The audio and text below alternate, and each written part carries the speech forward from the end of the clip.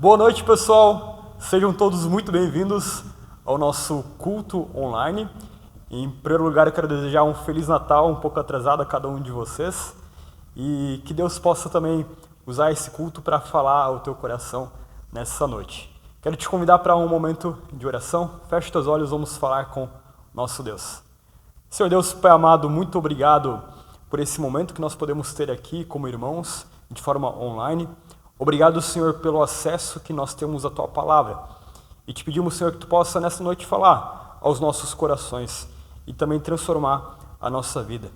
Obrigado, Senhor, por tudo aquilo que nós podemos celebrar nesses últimos dias, o Natal, o nascimento do Teu Filho Jesus, e que esse acontecimento, que esse fato possa transformar a nossa vida e também transformar a vida daquelas pessoas que estão à nossa volta.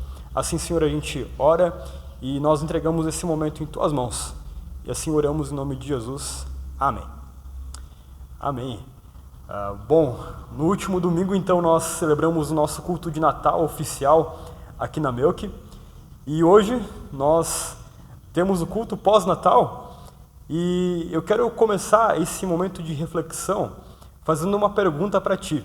Já que o Natal é uma data muito importante, a pergunta que eu tenho para fazer também para ti é igualmente importante.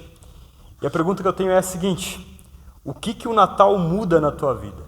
Afinal de contas, nós nos preparamos para essa data, inclusive aqui na Melk, né, nós fazemos o Carol do Advento, acendemos todas as 4 velas a cada semana, e a gente espera essa data com expectativa, nós nos preparamos para ela, nós celebramos esse dia. Mas quando acaba o dia 25 e chega o dia 26, o dia de hoje, o que o Natal mudou na tua vida? Talvez diante dessa pergunta, você pode chegar à conclusão que de fato nada mudou na tua vida. A tua vida segue a mesma, os teus problemas continuam os mesmos e a tua rotina permanece igual.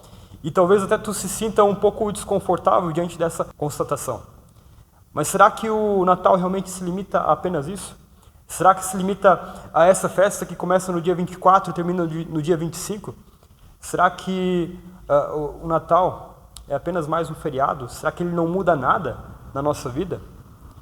Eu achei muito interessante uma vez quando eu ouvi uma pessoa comentando algo sobre Natal. Isso já faz um bom tempo, foi na minha adolescência, mas isso foi algo que me marcou. Eu estava ali passando Natal com uma pessoa e ela comentou o seguinte: hoje nem parece ser Natal. E aquilo lá foi algo que me marcou. Como assim não parece ser Natal no dia de hoje? Essa pessoa, não sei quais as expectativas que ela tinha em relação a essa data, mas talvez para ela, essa data não estava fazendo sentido. E talvez para aquela pessoa, o Natal realmente não mudou nada na vida dela. Mas o que o Natal pode realmente mudar na nossa vida? O verdadeiro Natal, o verdadeiro sentido do Natal veio para mudar muita coisa. Na verdade, o Natal ele aconteceu para mudar tudo na nossa vida. E aqui eu não estou falando só desse último Natal, do dia de ontem que a gente viveu, mas aqui eu estou falando principalmente do primeiro Natal, que é a razão para todos os outros natais acontecerem. Deus, no Natal, ele mudou o rumo da história da humanidade. E assim como ele mudou o rumo da história da humanidade, ele também quer mudar a minha e a tua vida. Porque se na nossa vida nada mudou depois daquele primeiro Natal, então é porque nós estamos colocando o foco dessa festa no lugar errado. Porque o verdadeiro Natal, esse sim, muda tudo. Muda tudo agora e também muda tudo na eternidade. E eu quero te convidar nesse momento para a gente ler um texto onde nós vamos encontrar essa verdade sendo dita. A realidade do Natal muda tudo.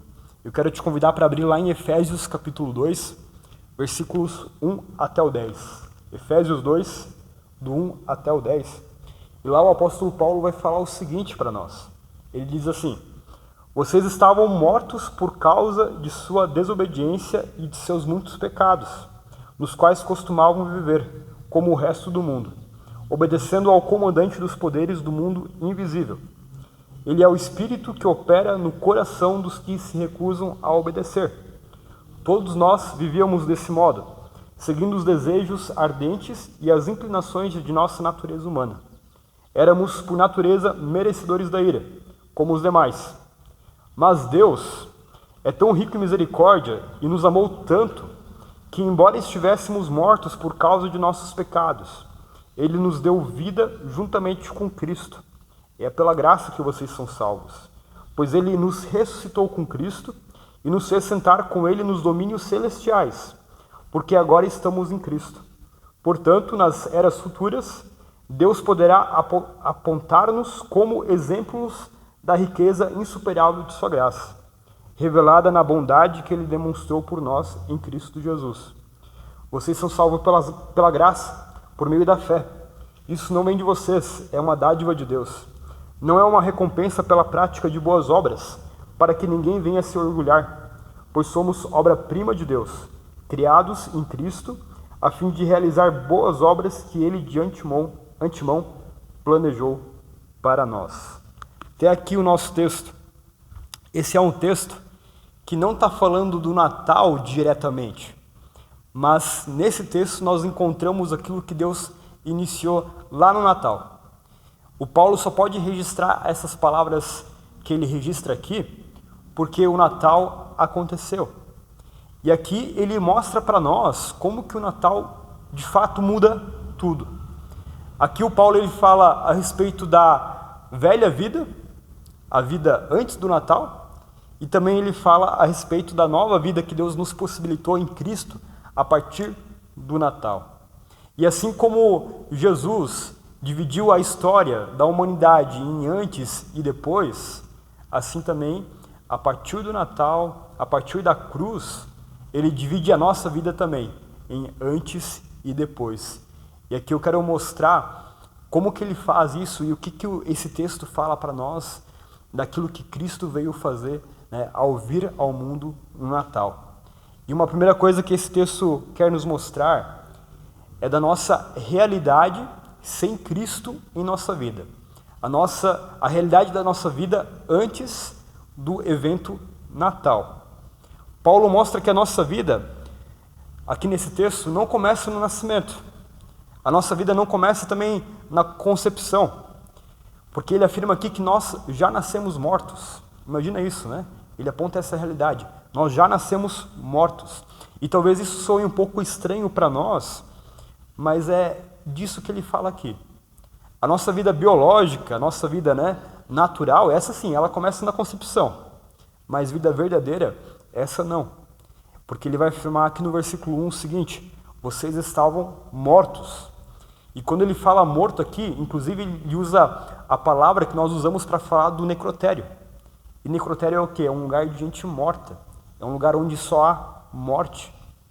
E Paulo usa essa expressão.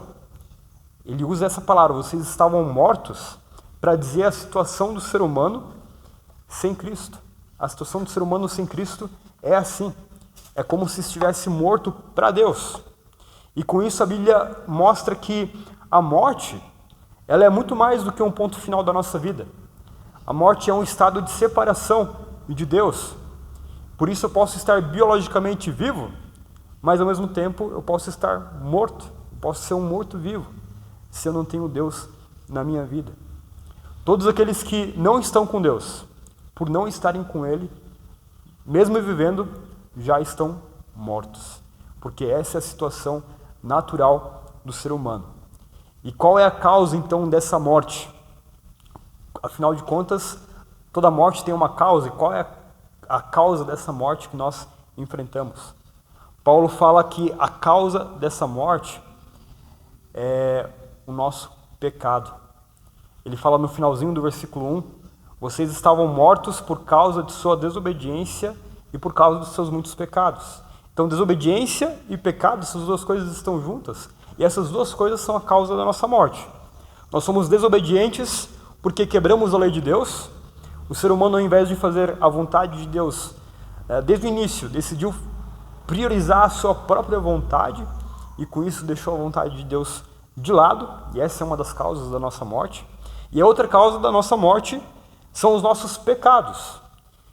E aqui o Paulo está falando de pecado, não só aquelas coisas erradas que nós fazemos, Mas pecado aqui é esse estado de separação de Deus. É o nosso estado de rebelião contra Deus. E isso, então, é aquilo que causa a nossa morte. Ambas essas palavras, desobediência, pecado, resumem a nossa situação diante de Deus. É o que nos torna mortos diante de Deus. E o Paulo aqui, além de apontar para a causa dessa morte, ele mostra, né, o que é estar morto dessa maneira. Ali nos versículos 2 ao 3, ele traz 4 características de estarmos nessa situação. A primeira delas é que nós somos escravos do mundo. Ele fala ali que aqueles que costumam viver como o resto do mundo, né, então esses que costumam viver como o resto do mundo, como o mundo vive, esses são escravos do mundo. Isso significa que o ser humano sem Deus, ele está preso à maneira de viver do mundo, e viver de acordo com o mundo vive, como o mundo vive, é viver uma vida alheia a Deus e é viver uma vida voltada para mim mesmo, para os prazeres, para a minha vontade. E o ser humano, ele acaba se tornando escravo disso. Ele está prisioneiro a essa realidade. Então, viver essa morte é ser escravo do mundo. Segunda coisa, nós somos escravos dos poderes do mal. Ele afirma isso ali no versículo 2. Ele fala assim, obedecendo ao comandante dos poderes do mundo invisível. Isso pode soar um pouco estranho em um primeiro momento, mas aqui ele está se referindo a Satanás e aos poderes invisíveis que nos cercam. E aqui o Paulo quer mostrar para nós que não há neutralidade. Ou nós estamos debaixo do poder de Deus, do poder do seu Espírito Santo, ou então nós estamos debaixo do poder das trevas. Aqui eu lembro uma frase que o Lutero disse certa vez. Ele afirmou que o homem é uma besta, né, ou uma mula, e ele está montado ou por Deus ou pelo diabo. É uma frase engraçada até, um pouco cômica, mas o sentido dela é um pouco trágico. Né? Ou nós estamos montados por Deus ou pelo diabo. Nós estamos debaixo de um desses dois poderes. Um desses dois poderes está atuando na nossa vida, ou o Espírito Santo, no poder de Deus, ou o príncipe deste mundo. E a característica de quem está morto é que o poder das trevas está atuando nele. Uma terceira característica de quem está morto é escravo da carne. Escravos da carne se refere à nossa natureza pecaminosa. É a nossa natureza, como eu falei antes, voltada para si mesmo, consumista, egoísta, egocêntrica, está relacionada com ser escravo do mundo. E quem está morto é escravo da carne. E uma quarta coisa aqui, e última coisa que o Paulo coloca, é que quem está morto, ou seja, afastado de Deus, é merecedor da ira de Deus. E a consequência de ser filho da desobediência é estar debaixo da ira de Deus. É muito interessante que muitas pessoas gostam de afirmar e de achar que são filhas de Deus. E esse é até um ditado, eu já falei isso aqui uma vez, mas é até um ditado comum, né, que a gente ouve as pessoas falando por aí, eu também sou filho de Deus. Mas aqui o Paulo nos mostra que nem todos são filhos de Deus. Nem todos são filhos de Deus. Para ser filho de Deus, é necessário ter a nossa vida transformada por esse Deus. Porque aí então ele vai nos tornar filhos. Mas os que não experimentaram, não vivem essa vida com Deus, não são filhos de Deus. Todos são criaturas de Deus, isso sim, mas nem todos são filhos. Naturalmente nós somos filhos da ira de Deus. E a ira de Deus está ligada à sua justiça. Isso significa que sem Deus estamos condenados, sem Deus nós estamos perdidos, sem Deus não há esperança, só resta a morte. É isso que é estar debaixo da ira de Deus. E essas 4 características, então, escravos do mundo, escravos dos poderes do mal, escravos da morte, merecedores da ira, elas mostram a nossa situação de morte, elas mostram a situação da nossa vida longe da presença de Deus, a nossa vida antes de Cristo, a nossa vida antes que o Natal tenha efeito sobre nós. Essa é a nossa realidade, antes de Cristo. E o Paulo aqui, ele é bem duro nesse texto, as palavras dele são muito fortes, e não é por acaso que ele é assim. Ele fala dessa forma para mostrar a gravidade de se encontrar nessa situação. Ele quer mostrar de maneira bem clara qual é a miséria que o ser humano se encontra. Ele quer mostrar como a nossa vida sem Deus é uma desgraça. Sem Deus nós já estamos mortos. Podemos ter, no máximo, uma falsa sensação de vida, mas sem Ele nós já estamos mortos. O Paulo faz questão de falar dessa forma, da nossa realidade sem Deus, porque agora ele quer apontar para a nossa realidade com Deus. Ele quer mostrar que a nossa realidade com Deus é muito maior, muito melhor do que uma realidade sem Deus. E é isso que ele continua fazendo nesse texto, a partir do versículo 4. Ele vai então ali falar da nossa realidade com Cristo. E ele vai começar o versículo 4 dizendo, mas Deus. E essa expressão, mas Deus, é uma expressão que traz esperança em meio a todo o caos que ele relata nos versículos anteriores. É uma expressão que quer nos trazer esperança. Mas Deus, é como se Paulo estivesse virando uma chave, virando uma realidade. E essa chave que ele usa aqui é a única solução para o problema da nossa morte. Ele continua, mas Deus, sendo rico em misericórdia por causa do grande amor com que nos amou, e estando nós mortos em nossa desobediência, nos deu vida juntamente com Cristo. Pela graça sois salvos, é isso que ele registra. Paulo aqui ele retrata de maneira maravilhosa a verdade de que sem Cristo nós estamos perdidos, sem Cristo nós estamos mortos, mas Cristo é aquele que nos leva da morte para a vida. E ao nos dar verdadeira vida, ele também nos ensina a viver conforme a vontade de Deus. Nós não precisamos mais tentar viver com nossas próprias forças e seguindo o curso desse mundo, mas Ele mesmo concede vida e vida abundante a cada um de nós. Paulo, no começo do texto, ele destacou que o ser humano se encontra numa realidade miserável. E ele foi bem enfático nisso. E ele faz isso, então, para mostrar agora, para destacar a grandeza do poder de Deus. Porque Deus precisou agir com um grande poder, porque a tarefa a ser realizada para a nossa salvação era uma tarefa que precisava ser grande. A salvação de um pecador exige muito poder, muito poder. E porque a salvação de um pecador exige poder, é que ele precisou agir com poder, e por isso ele enviou o seu Filho a esse mundo, para agir poderosamente em nosso meio. E é justamente isso que o Natal vem nos lembrar. Deus veio a esse mundo com poder, porque Ele precisava para nos dar vida.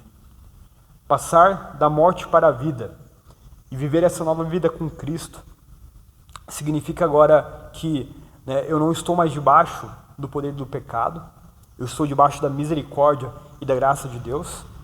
Eu não posso fazer nada para ser merecedor dessa nova vida, mas é por causa da misericórdia de Deus e é por causa do seu amor que Ele nos oportuniza isso. Essa verdade o apóstolo Paulo, ele lembra duas vezes, no versículo 5 e no 8, quando ele diz, vocês são salvos pela graça por meio da fé, isso não vem de vocês, é uma dádiva de Deus. Deus faz o que faz, não porque a gente merece, é por causa da sua graça, é por causa da graça de Deus. Nós, na verdade, merecemos a morte, só que ainda bem que Deus não nos trata como nós merecemos, e aí por isso então Ele nos dá a vida. Inclusive também o Lutero vai dizer em outro momento que por merecimento ganhei o inferno, pela graça ganhei o céu. Então, se for por merecimento, o que a gente merece é o inferno, mas Deus com sua graça nos concede o céu, e é isso que essa nova vida veio oportunizar para nós.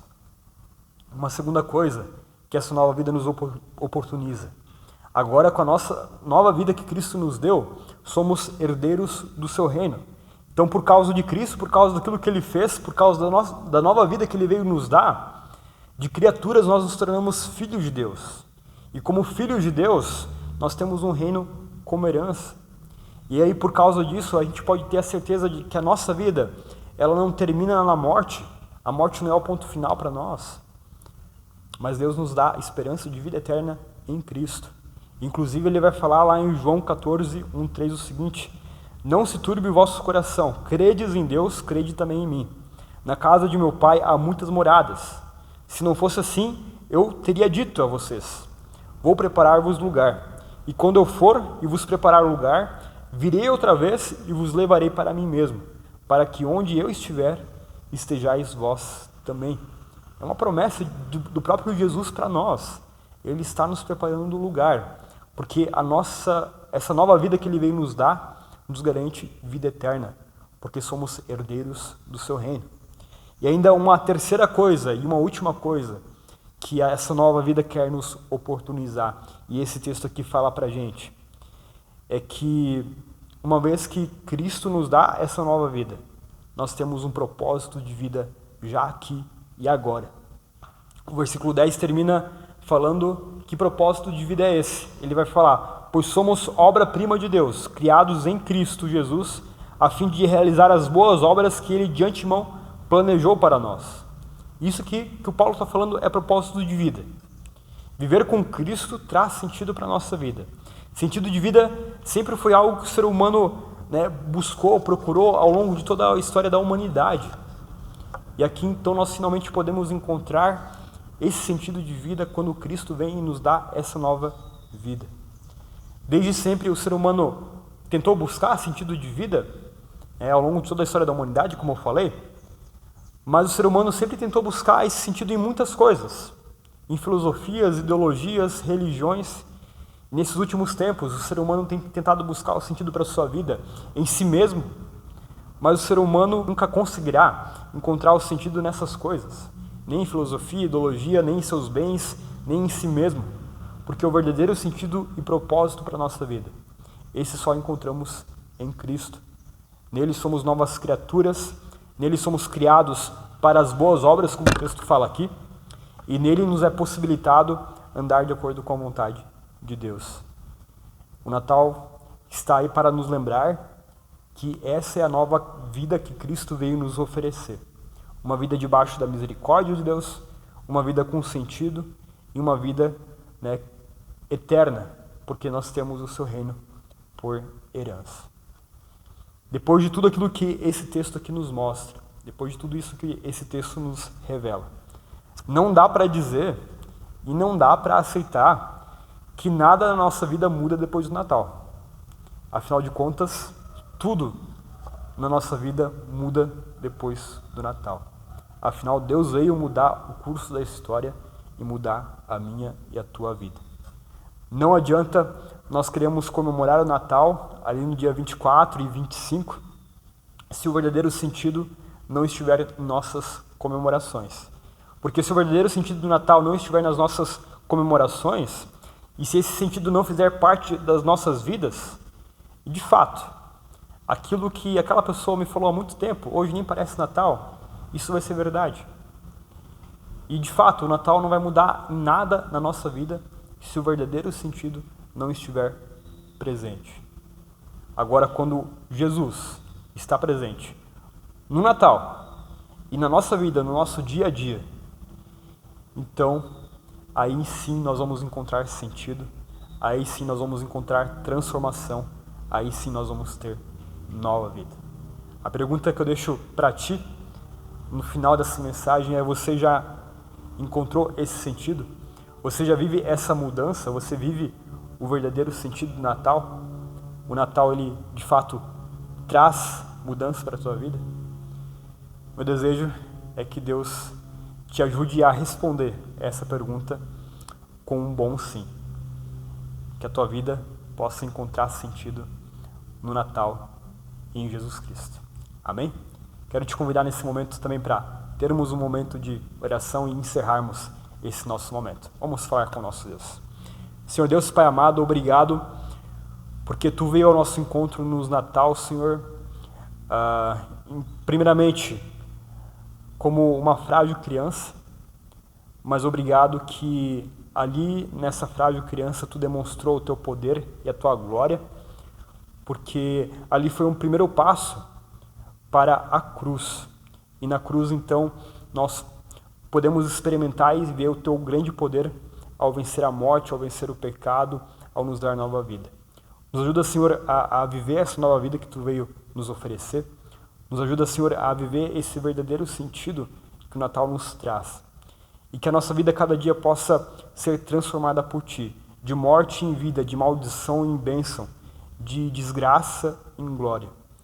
E que o nosso modo de viver possa redundar em honra e glória para o Teu nome, Senhor. E para que mais pessoas conheçam esse teu grande amor. Assim, Senhor, nos colocamos em tua presença, pedimos a tua bênção sobre nós, nesse finalzinho de ano, e pedimos, Senhor, conduze nossos passos conforme o teu querer, a tua vontade, a cada dia. Assim nós oramos no nome precioso de Jesus, nosso Senhor e Salvador. Amém. Que bom que você pôde nos acompanhar até aqui. Meu desejo é que Deus te abençoe nessa reta final de ano. Quero lembrar que o nosso próximo culto do dia 2, ele também vai acontecer só de forma online. Então, não se esqueça disso. E aí nós retornamos com os cultos presenciais no dia 9. Então, semana que vem nós nos vemos novamente aqui no mesmo canal, no meu YouTube, no mesmo horário. E até lá, o meu desejo é que Deus possa conduzir e abençoar a vida de vocês. Um grande abraço a cada um e até mais. Tchau, tchau.